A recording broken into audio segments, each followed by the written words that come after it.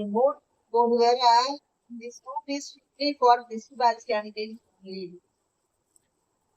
So good evening everyone.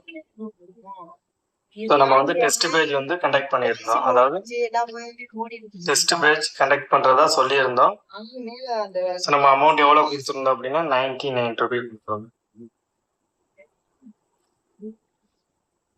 So இதில் சில பேர் என்ன பண்ணீங்கன்னா ரெக்வஸ்ட் வச்சுருந்தீங்க, சார் எங்களால் அவ்வளோ அமௌண்ட் கட்ட முடியாது, ஸோ இன்ஆர்கானிக் வந்து எங்களுக்கு 500 ரூபாய்க்கு வைங்க, ஸோ இன்ஆர்கானிக் ஸோ ஆர்கானிக் வந்து ரெண்டு சேர்த்து எங்களுக்கு 500 கொடுங்க, ஸோ ரிமைனிங் இருக்கிறத 500 கொடுங்கன்னு சொல்லியிருந்தீங்க. ஸோ அப்போ உங்களுக்கு ஏற்ற மாதிரியே ஸோ நீங்கள் ரிக்வஸ்ட் வச்சதுனால ஸோ 500 கன்வெர்ட் பண்ணியாச்சு. அதாவது ஆர்கானிக் இன்ஆர்கானிக் மட்டுமே 500, ஸோ ரிமைனிங் வந்து பார்த்தீங்கன்னா 500. ஸோ அவங்களுக்கு வந்து இந்த 1000 ரூபா அப்படிங்கிறது ஒரு பெரிய அமௌண்ட்டா இருக்கிறதுனால நம்ம சேஞ்ச் பண்ணிட்டோம். சரிங்களா? இப்பெல்லாம் 1000 ரூபா அப்படிங்கிறது பார்த்தீங்கன்னா ஒரு கோச்சிங் சென்டர், ஒரு சில பேர் வந்து பார்த்தீங்கன்னா 3 கோச்சிங் சென்டர்ல படிக்கிறாங்க. ஒவ்வொரு கோச்சிங் சென்டர் 20,000 30,000 இந்த மாதிரிலாம் கட்டி படிக்கிறாங்க இல்லையா? ஸோ அவங்க கூட ரெக்வஸ்ட் வைக்கிறாங்க. சரி, இருந்தாலும்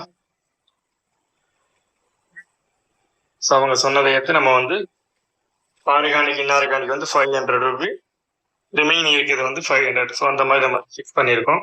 ஸோ இன்கேஸ் உங்களுக்கு இன்ட்ரெஸ்ட் இருந்தது அப்படின்னா கண்டிப்பாக ஜாயின் பண்ணுங்க. இல்லை அப்படின்னா ஸோ நீங்கள் வம்பா வந்து ஜாயின் பண்ண அவசியம் கிடையாது.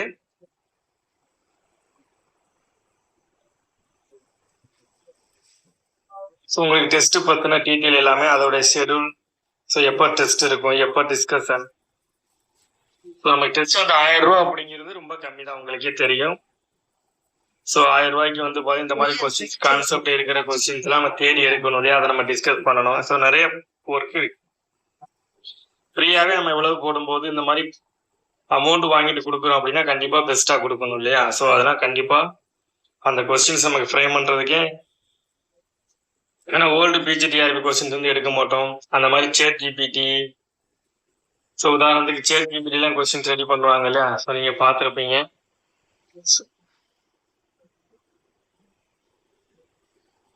ஸோ சேட் ஜிபிடியில் நம்ம ரெடி பண்ணணும் அப்படின்னா ஸோ இந்த மாதிரி கொடுத்துருப்பாங்க. இதில் போயிட்டு give me 100 MCQ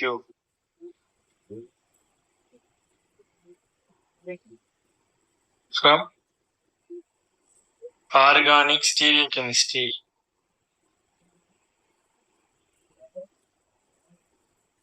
copy. So இப்படி கொடுத்தோம் அப்படின்னா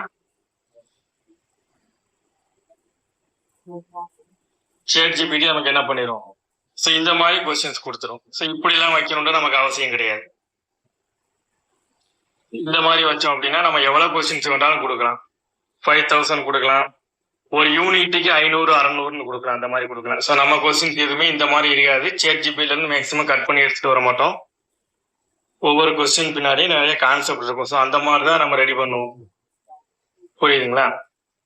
ஏன்னா அது நிறைய கொஞ்சம் என்ன சொல்றது, தேடி எடுக்கிற மாதிரி கொஸ்டின்ஸ் ஒவ்வொன்றும் நமக்கு கான்செப்ட் இருக்கிற மாதிரி தான் நான் வைப்பேன். உங்களுக்கு டெஸ்ட் இன் கேஸ் வைக்கிறேன் அப்படின்னா அதுக்கு பின்னாடி ரீசன் இருக்கணும், எல்லாம் இருக்கணும். ஸோ அந்த மாதிரி தான் இருக்கும்.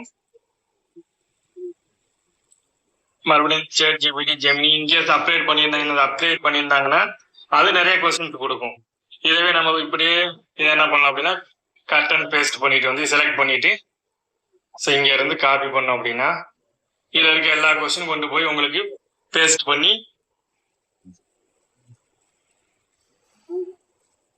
ஸோ ஆல்ரெடி சொன்ன மாதிரி தான் ஓல்டு பிஜிடிஆர்பியில் இருக்காது.